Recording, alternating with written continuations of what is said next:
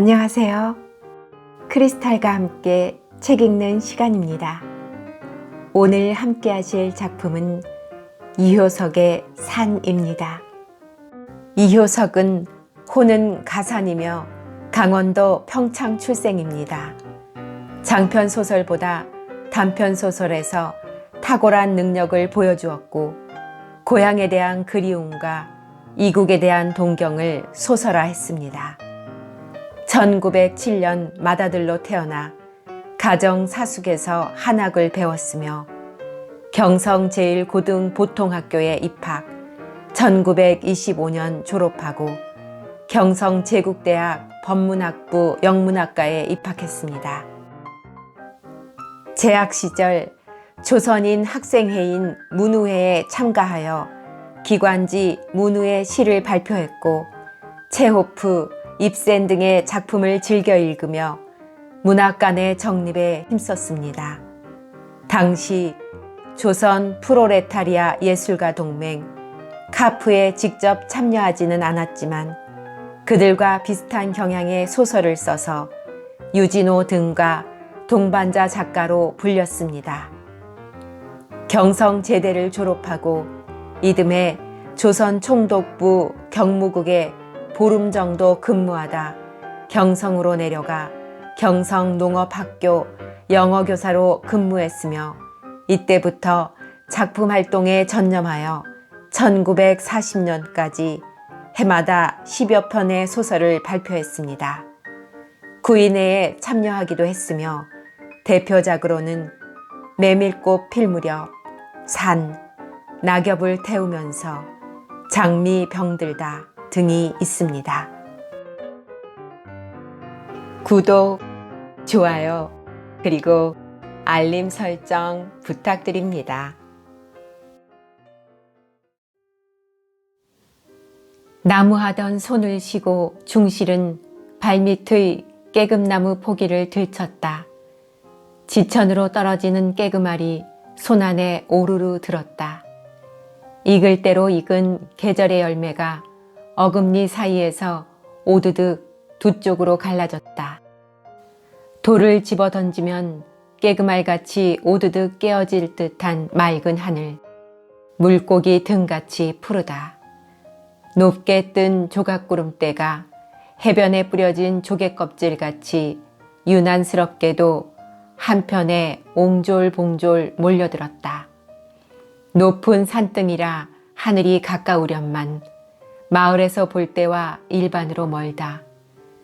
9만리일까 10만리일까 골짜기에서의 생각으로는 산 기슭에만 오르면 만져질 듯 하던 것이 산 허리에 나서면 단번에 9만리를 내빼는 가을 하늘. 산속의 아침나절은 졸고 있는 짐승같이 망막은 하나 숨결은 은근하다. 휘어탄 산등은 누워있는 황소의 등허리요. 바람결도 없는데 쉴 새 없이 파르르 나부끼는 사시나무 잎새는 산의 숨소리다. 첫눈에 띄는 하얗게 분장한 자작나무는 숲속의 일색. 아무리 단장한데야 사람의 살결이 그렇게 힐 수 있을까. 쑥북 들어선 나무는 마을의 인총보다도 많고 사람의 성보다도 종자가 흔하다. 고요하게 무럭무럭 걱정 없이 잘들 자란다. 산오리나무, 물오리나무, 가랑나무, 참나무, 졸참나무, 박달나무, 사수레나무, 떡갈나무, 피나무, 물가리나무, 쌀이나무, 고로쇠나무, 골짜기에는 신사나무, 아그베나무, 갈매나무, 개온나무, 엄나무, 산등에 간간이 섞여 어느 때나 푸르고 향기로운 소나무, 잣나무, 전나무, 노가지나무. 걱정 없이 무럭무럭 잘들 자라는 산속은 고요하나 웅성한 아름다운 세상이다. 과실같이 싱싱한 기운과 향기, 나무향기, 흙냄새, 하늘향기, 마을에서는 찾아볼 수 없는 향기다. 낙엽 속에 파묻혀 앉아 깨금을 알뜰히 봐수는 중실은 이제 새삼스럽게 그 향기를 생각하고 나무를 살피고 하늘을 바라보는 것이 아니었다. 그런 것은 한데 합쳐서 몸에 한박 젖어들어 전신을 가지고 모르는 결에 그것을 느낄 뿐이다. 산과 몸이 빈틈없이 한데 얼린 것이다. 눈에는 어느 결엔지 푸른 하늘이 물들었고 피부에는 산냄새가 배었다.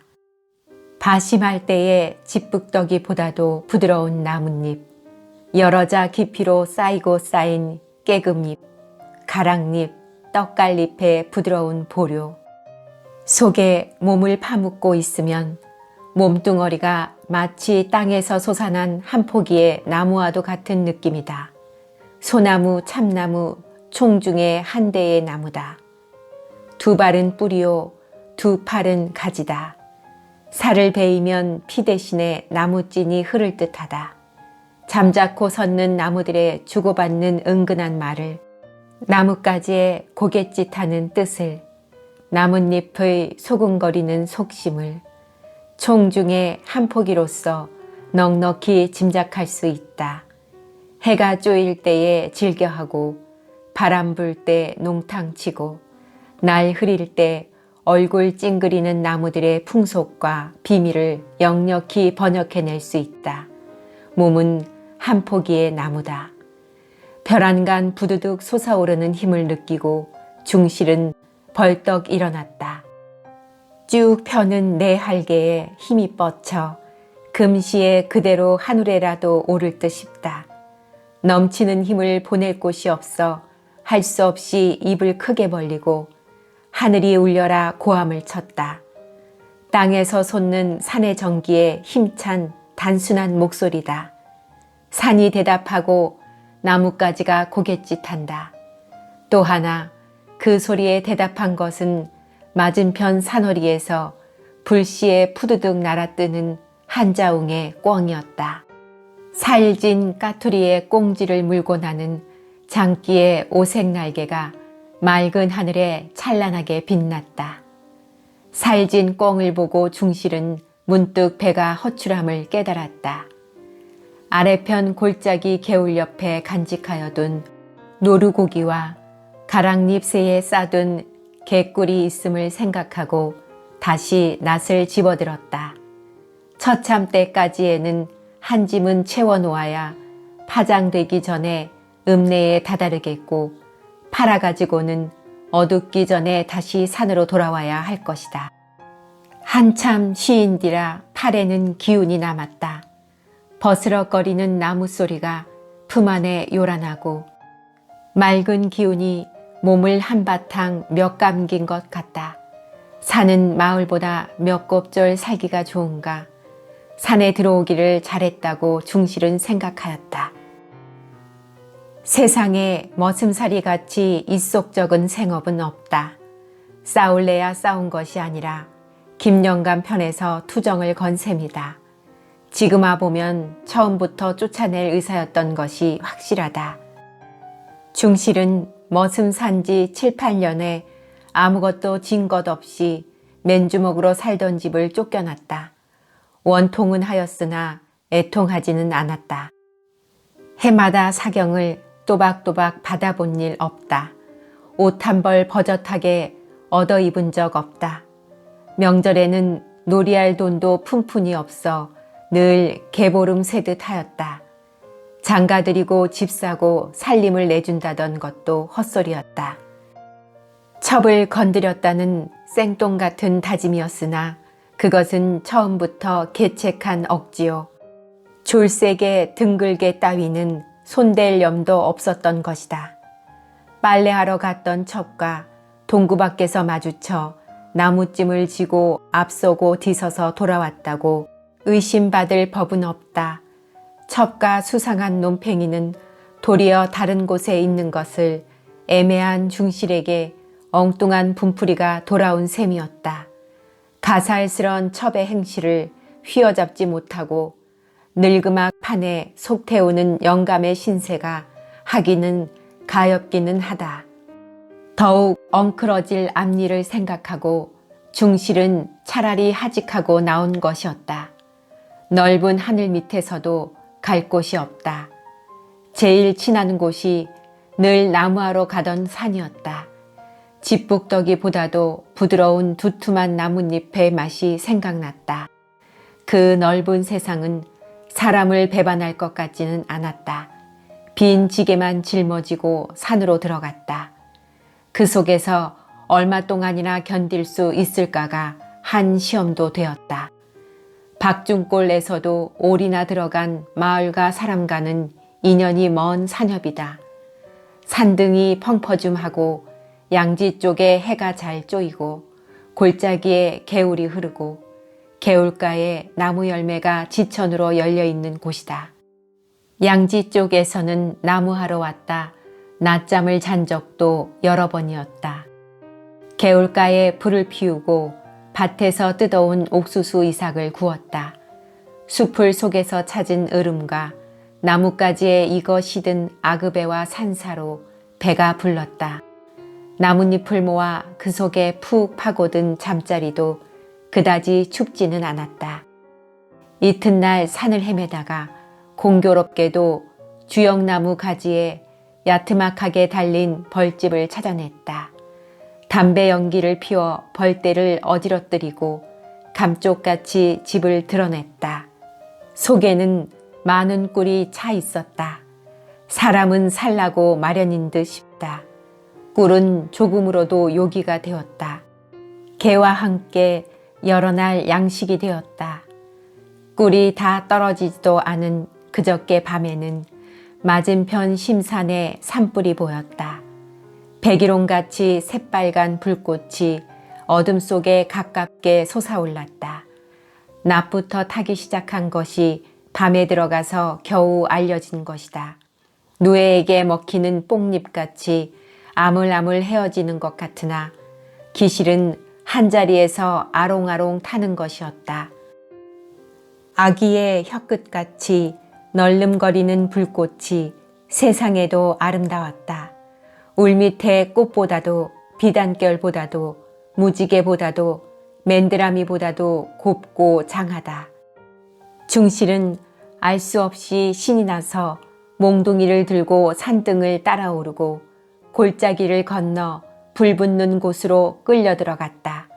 가깝게 보이던 것과는 딴판으로 꽤 멀었다. 불은 산등에서 산등으로 들러붙어 골짜기로 타 내려갔다. 화기가 확확 튀어 가까이 갈 수 없었다. 후끈후끈 무더웠다. 나무 뿌리가 탁탁 튀며 땅이 쨍쨍 울렸다. 민출한 자작나무는 가지가지에 불이 피어올라 한 포기의 산호수 같은 불나무로 변하였다.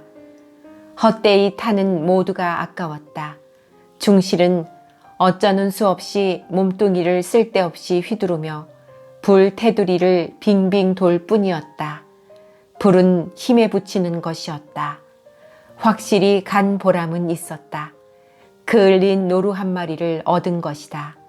불 테두리를 뚫고 나오지 못한 노루는 산골짜기에서 뱅뱅 돌아 결국 불벼락을 맞은 것이다.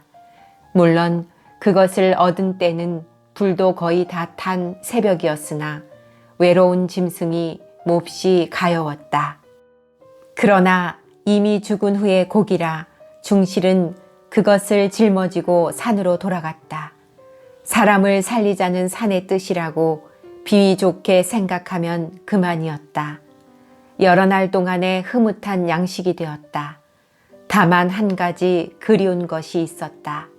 짠맛, 소금이었다. 사람은 그립지 않으나 소금이 그리웠다. 그것을 얻자는 생각으로만 마을이 그리웠다. 힘 잘하는 데까지 졌다. 20리 길을 부지런히 걸으려니 잔등에 땀이 내배었다. 걸음을 따라 나무찜이 휘청휘청 앞으로 휘었다. 간신히 파장전에 되었다. 나무를 판 때의 마음이 이날같이 즐거운 적은 없었다. 물건을 살 때의 마음도 이날같이 즐거운 적은 없었다. 그것은 가장 필요한 물건이기 때문이다. 나무판 돈으로 중실은 감자말과 좁쌀대와 소금과 냄비를 샀다. 산속의 호젓한 살림에는 이것으로서 족하리라고 생각되었다. 목숨을 이어가는데 헤어짐이 없으면 어떨까도 생각되었다. 올 때보다 집이 단출하여 지게가 가벼웠다. 거리의 살림은 전과 다름없이 어수선하고 지지부례하였다. 더 나아진 것도 없으려니와 못해진 것도 없다. 술집 골방에서 왁자지껄하고 싸우는 것도 전과 다름없다. 이상스러운 것은 그런 거리의 살림살이가 도무지 마음을 당기지 않는 것이다. 앙상한 사람들의 얼굴이 그다지 그리운 것이 아니었다. 무슨 까닭으로 산이 이렇게도 그리울까? 편벽된 마음을 의심도 하여 보았다. 그러나 별로 이치도 없었다. 덮어놓고 양지 쪽이 좋고 자작나무가 눈에 들고 떡갈잎이 마음을 끄는 것이다. 평생 산에서 살도록 태어났는지도 모른다. 김영감의 그 후의 소식은 물어낼 필요도 없었으나 거리에서 만난 박서방 입에서 우연히 한 구절 얻어듣게 되었다.